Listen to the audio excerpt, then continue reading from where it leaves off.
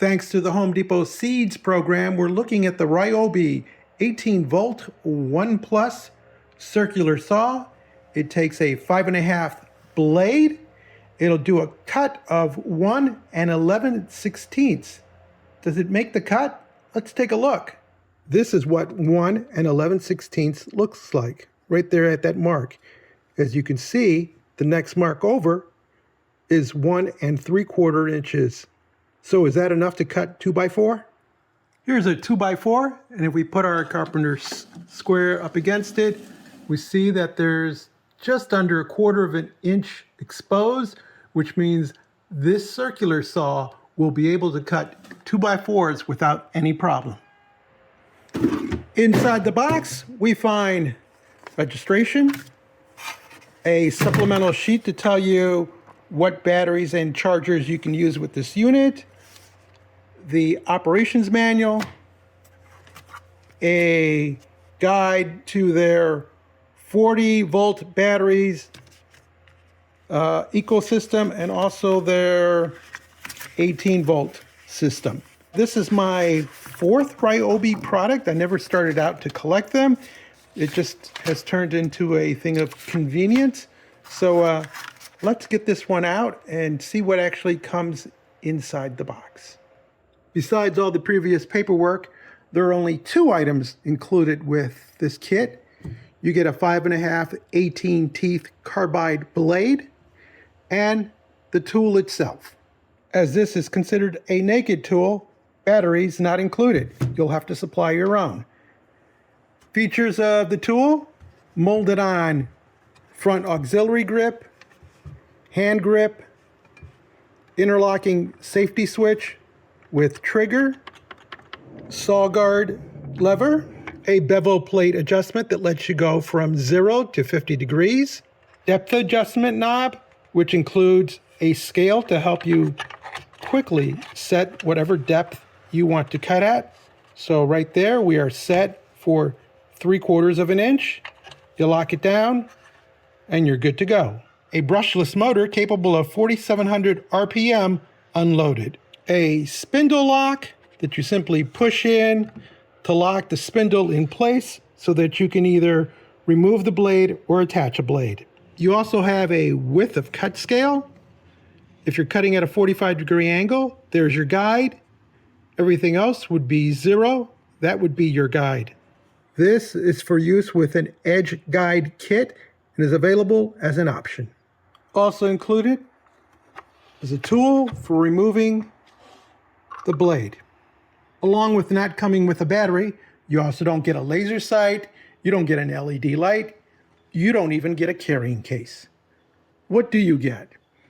You get a lightweight, easy to transport, easy to use tool that will cut through most basic wood materials, including 2x4s.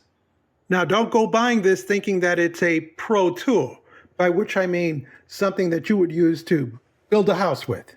This is a very lightweight tool for doing just do-it-yourself type of work. If you're just need to cut a few boards every now and then, this is probably the tool for you. If you're looking to do some heavy stuff or work with materials that are a lot harder than wood, then you probably need to buy a bigger tool because you'll be disappointed in the performance because this isn't built for that. This is built for lightweight use. Before we can use the tool, we need to attach the blade. So we go to our built-in spindle remover, insert it, push down on the spindle lock, and you want to turn the opposite of righty-tighty, lefty-loosey, because that's the way they do it on things that spin counterclockwise. So you take out the screw. There's an order here. There's an outer washer, and this one says to tighten, turn. It gives you a direction counterclockwise. So that's going to be your outside washer. Then there's an inside washer. The blade's going to be between these two. So we take our blade, pull the guard out of the way by using the guard lever, place our blade on the spindle, attach the outer washer, and it's going to line up. It can only go on one way, so make sure it's locked into position. You see how it's kind of rectangular with rounded sides there and there, but flat on here. So that's the way it's going to fit. Then we're going to go counterclockwise on the screw to get it to thread in. And you want to snug that up. Once that's snugged up, then you want to push down on the spindle lock, because we're going to need to tighten this so that it doesn't come loose. Now, prior to actually using the tool, there is a little plastic guard on here, and you simply just pull on it, and now that exposes the sharp edge of the blade. Make sure the guard's in the way. And note, at this point, there is no battery installed, because anytime your hands are over here, there should be no way for this unit to run. And that means keeping the battery out of here, because it could be easy for someone to accidentally push down the safety and clip up on the trigger, especially if you're holding it. So for heaven's sake, just keep the battery out until you're actually ready to cut some wood. Any RYOBI 18-volt battery will work. Probably a 4 amp hour battery is best, because it'll provide longer running time. If you go with 2 amps, it's just going to be a shorter run time. Power to the tool will be the same. So since you have to buy a battery, unless you have part of the RYOBI system, I happen to have a mower that came with 2 of these batteries, so I'm all set. So batteries in. At this point, the tool is ready to operate. So hands off the trigger, treat it like a gun until you're ready to actually operate it. Even though there's an interlock here that would prevent that trigger from going up, just get into the practice of keeping your hand off the trigger, and we can avoid accidents. Before cutting anything, you might also want to protect your hands, protect your lungs, protect your eyes, and your hearing. Prior to making my cut, I want you to notice a few things in this still frame. 1, the saw location. Never lay your saw down on the ground. Always put it on something that's not going to damage the plate, because once you scratch that plate, it'll damage your material when you try using it. So something soft, like this plastic. 2, the material is clamped to the sawhorse. That's important for 2 reasons. 1, it'll help in making a nice, clean, straight cut. And 2, for safety. Should the material twist or move on you, that could result in kickback, which can cause serious injury. Now notice my stance. I'm on the motor side of the tool, away from the blade. With a circular saw, you can cut on either side. So, is there a right and a wrong? Well, preferably, you want to keep your body on the side away from the blade. Although sometimes, depending on the material and how it's organized, your only option may be able to just be on this side, the side of the blade. In which case, you definitely want to be using this aux handle, and you definitely want to be holding on here. So 2-hand contact, in case there's a kickback, which is when the kerf, which is the cut that you're making, should squeeze and catch the blade, this thing will come up at you.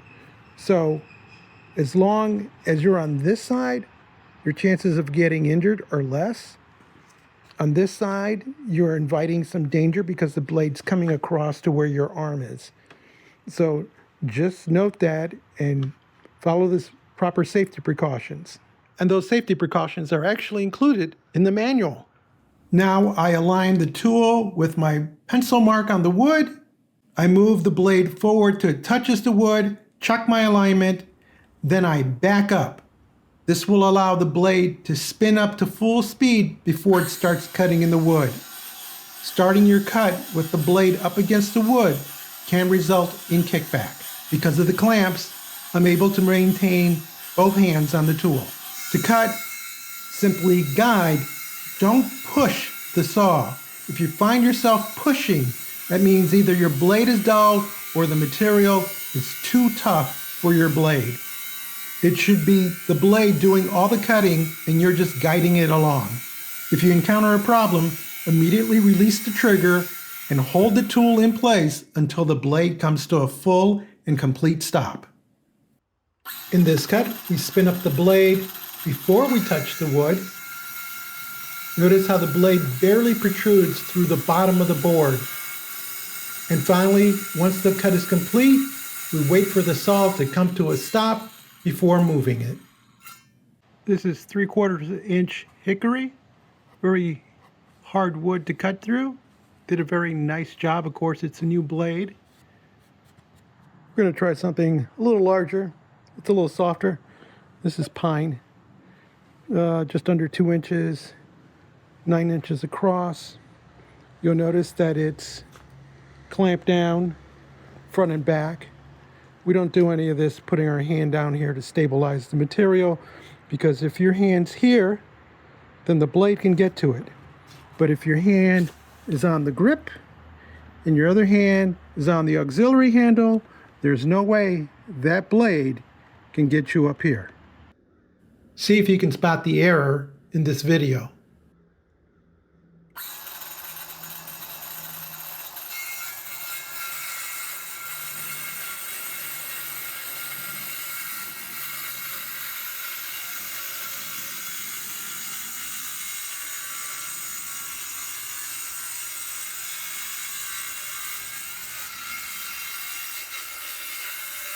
You're correct. I didn't allow the blade to stop before lifting the tool. But I also made a mistake at the beginning of the cut. Because the blade came in high, I didn't cut that piece of wood, and that stayed on. Got to keep the flat of the saw on the board, otherwise you're not going to cut through, especially since we're only allowing 1/4 to 1/8 of an inch of the blade to protrude beyond the thickness of the board, which is the correct way to do it. This time, a nice clean cut all the way through the material. With the battery attached, it's about 7 inches from here to here and just under 1 foot front to back.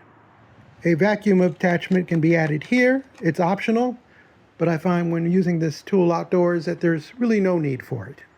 When properly utilized, and by that I mean you're not cutting through a ton of material, you're not cutting materials that exceed what this unit was designed for, I think this is a great tool.